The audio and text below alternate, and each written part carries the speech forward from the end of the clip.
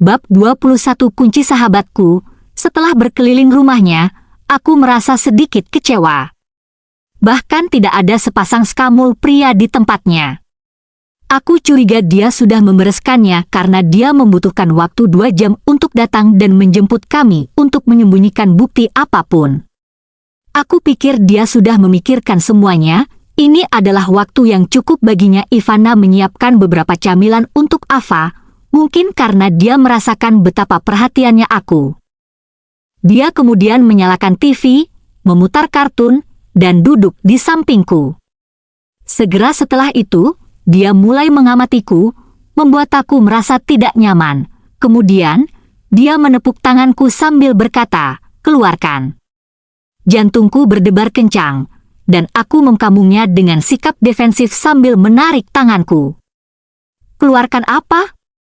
Bagikan apa yang ada di pikiranmu," Ivana menyemangati seolah mencoba membujukku. Aku mencibir sebelum berkata, "Apa yang ada di pikiranku? Apa maksudmu?" Aku melihat mulutnya bergerak-gerak. Setelah hening beberapa saat, dia tiba-tiba berdiri. "Kamu tetap di sini dan bermain bersama Ava. Aku akan membuatkan sesuatu untuk kalian berdua makan." Setelah melepas mantelnya dan berganti pakaian, dia pergi ke dapur.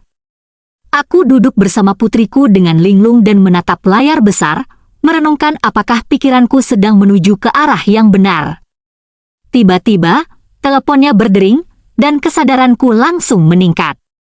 Aku curiga itu adalah panggilan Matthew. Aku berdiri dan duduk di sofa terdekat dengan dapur. Aku mendengar suara Ivana berbicara dengan lembut di telepon, nadanya lembut dan berbeda dari saat dia bersamaku. Meskipun aku tidak bisa memahami isinya percakapanku, rasanya seperti ribuan jarum menusuk hatiku. Aku bangkit dan menuju dapur, tetapi ketika aku mendekat, aku perhatikan bahwa Ivana telah mengakhiri panggilan dan meletakkan telepon di saku celemeknya. Dia tampak terkejut melihat kemunculanku yang tiba-tiba. Bab 21 Kunci sahabatku. Setelah berkeliling rumahnya, aku merasa sedikit kecewa. Bahkan tidak ada sepasang skamul pria di tempatnya. Aku curiga dia sudah membereskannya karena dia membutuhkan waktu 2 jam untuk datang dan menjemput kami untuk menyembunyikan bukti apapun. Aku pikir dia sudah memikirkan semuanya. Ini adalah waktu yang cukup baginya Ivana menyiapkan beberapa camilan untuk Ava. Mungkin karena dia merasakan betapa perhatiannya aku. Perasaan tidak enak menyelimutiku, dan aku ingin memeriksa rekening tabungan yang kubagikan dengan Matthew. "Aku hidup seperti seorang selebriti," jawab Ivana sambil membersihkan kepiting. "Beberapa talenta dari perusahaan aku tinggal di lingkungan ini, dan keamanan serta manajemen di sini sangat baik. Orang sembarangan tidak akan mengganggu kita. Kamu tahu bagaimana selebriti menghargai privasi mereka." Aku membalas dengan blak-blakan. "Privasi orang biasa juga sama pentingnya, loh?" Aku mendengus mendengar kata canggih dan memikirkan betapa beraninya para simpanan akhir-akhir ini karena mereka berani memamerkan perselingkuhannya secara terbuka. Aku tidak ingin berdebat atau melanjutkan topik ini, jadi aku berbalik dan meninggalkan dapur sambil melirik ke lemari sepatu di pintu masuk. Aku melihat tasnya yang berisi kunci dan berjalan ke arah tasku sebelum mencari-cari kunciku. Lalu aku melihat kembali ke dapur dan mendengar keributan di dalam. Segera setelah itu, aku bangun, berpura-pura tenang, dan mendekati pintu. Aku melirik ke dapur lagi dan segera merogoh tas Ivana untuk mengambil kuncinya. Aku kemudian mencari yang digunakan Ivana untuk membuka pintu. Tanganku gemetar, tidak tahu apakah itu karena gugup atau takut mengetahui hasilnya. Ivana menenangkan putriku dan aku menjemput Ava untuk kembali ke ruang tamu.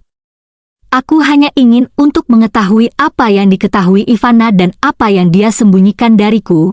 Makan siang yang dia buatkan untuk kami sangat mewah, dan kami berusaha menciptakan suasana harmonis saat makan. Kami membuat Ava tertawa tanpa henti untuk menghilangkan ketegangan sebelumnya.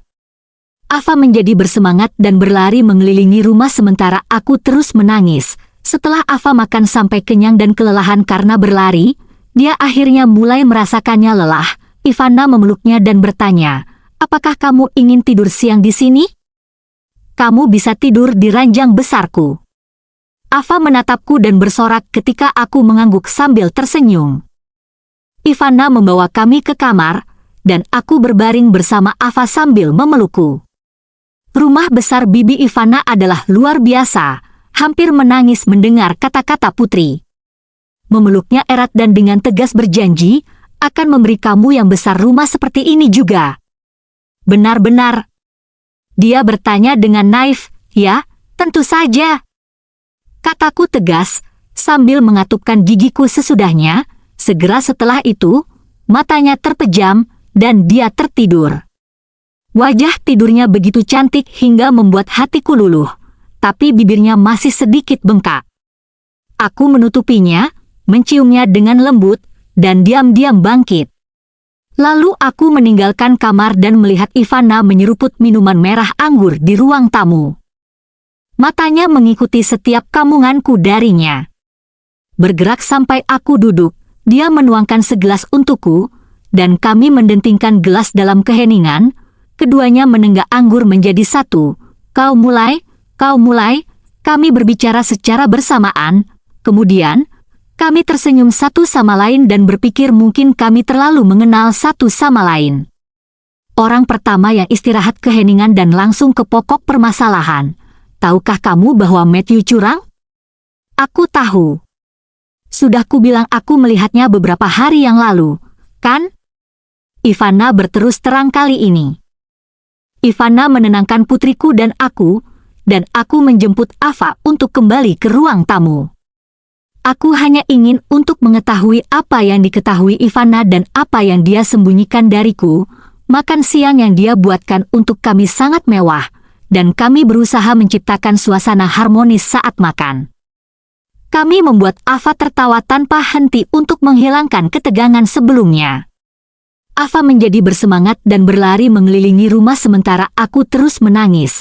Setelah Ava makan sampai kenyang dan kelelahan karena berlari, dia akhirnya mulai merasakannya lelah. Ivana memeluknya dan bertanya, "Apakah kamu ingin tidur siang di sini? Kamu bisa tidur di ranjang besarku." Ava menatapku dan bersorak ketika aku mengangguk sambil tersenyum. Ivana membawa kami ke kamar, dan aku berbaring bersama Ava sambil memelukku. Rumah besar Bibi Ivana adalah luar biasa, hampir menangis mendengar kata-kata putri. Memeluknya erat dan dengan tegas berjanji, akan memberi kamu yang besar rumah seperti ini juga. Benar-benar? Dia bertanya dengan naif. Ya, tentu saja. Kataku tegas, sambil mengatupkan gigiku sesudahnya. Segera setelah itu, matanya terpejam, dan dia tertidur.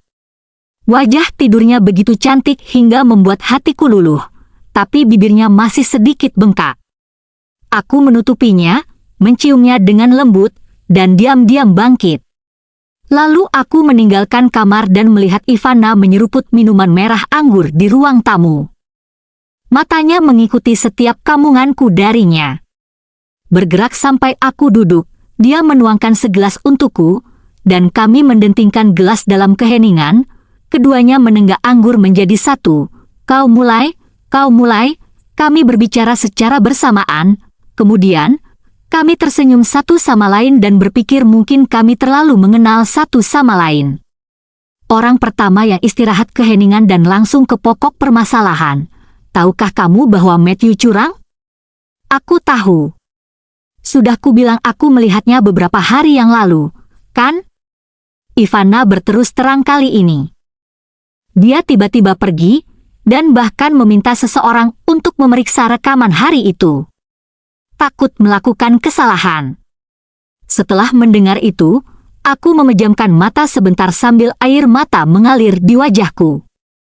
Aku tiba-tiba membuka mataku dan menatap Ivana sambil berkata dengan gigi terkatup, "Siapa wanita itu?"